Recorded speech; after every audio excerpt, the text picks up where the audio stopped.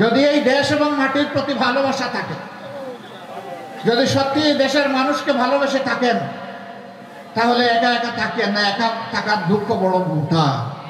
চলে আসেন, আমাদের কাছে আসেন, আমরা কাশেমপুরে আপনাদেরকে ভালো জায়গা করে দেব। তাইলে আমাদের এত এত সন্তান এই জন্যই জীবন দিয়েছে যে তাদের রক্তের উপর দিয়ে এখানে চাঁদাবাজি হবে, তাদের রক্তের উপর দিয়ে এখানে দখল বাণিজ্য চলবে, তাদের রক্তের উপর দিয়ে এখানে ঘুষ বাগ বাটোয়ারা চলবে, এইখানে নিরীহ মানুষকে মামলা দিয়ে মামলা বাণিজ্য চলবে। এই জন্য কি আমাদের সন্তানেরা জীবন দিয়েছে? নো। তাদের একটাই স্লোগান ছিল, উই ওয়ান্ট জাস্টিস। আমরা ন্যায় বিচার চাই, আমরা দুর্নীতি চাই না, আমরা বৈষম্যহীন বাংলাদেশ চাই।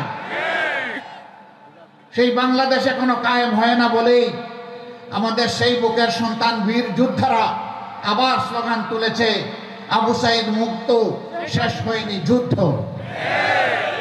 আমরা তাদের কণ্ঠে কণ্ঠ মিলিয়ে বলবো, ঠিকই তোমরা বলেছো, আবু সাইদ মুক্ত, শেষ হয়নি যুদ্ধ। একটা মানবিক বাংলাদেশ, দুর্নীতি মুক্ত বাংলাদেশ, দুঃশাসন মুক্ত বাংলাদেশ কায়েম না হওয়া পর্যন্ত আমরা থামবো না। আল্লাহর কসম আমরা থামবো না। মিডিয়া এখন থেকে কালোকে কালো বলবে, সাদাকে সাদা বলবে, চোখে চোখ রেখে খবর পরিবেশন করবে।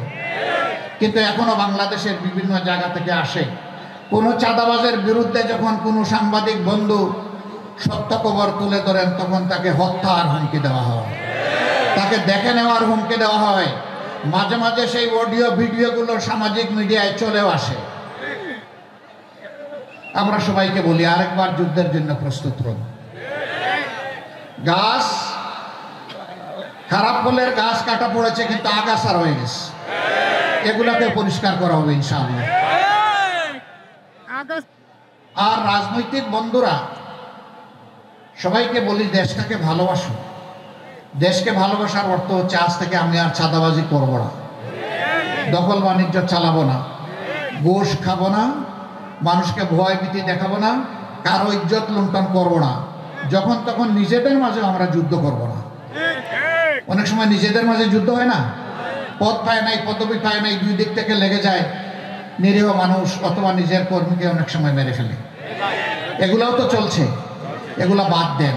অনেক হয়েছে, বাংলাদেশের মানুষ এগুলা দেখতে দেখতে ক্লান্ত, বিরক্ত। এগুলাকে এখন মানুষ ঘৃণা করে। এগুলো আমরা সবাই ছেড়ে দেব, এগুলো আমরা আর করবো না, কেউ করবো না।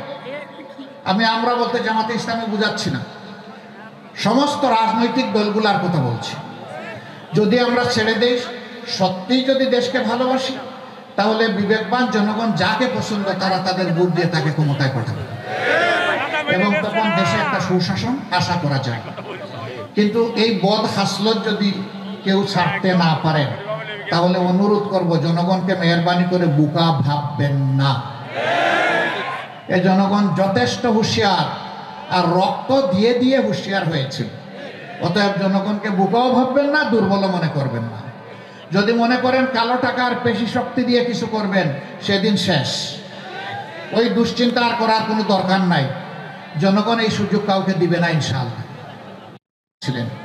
অতএব সমাজে শান্তি যখন আসবে, নিরাপত্তা যখন কায়েম হবে, যখন সমাজের হাতগুলা উন্নয়নের হাতে পরিণত হবে, তখন এখানে আর কোনো ধর্ম এবং দলের বিবেচনা থাকবে না।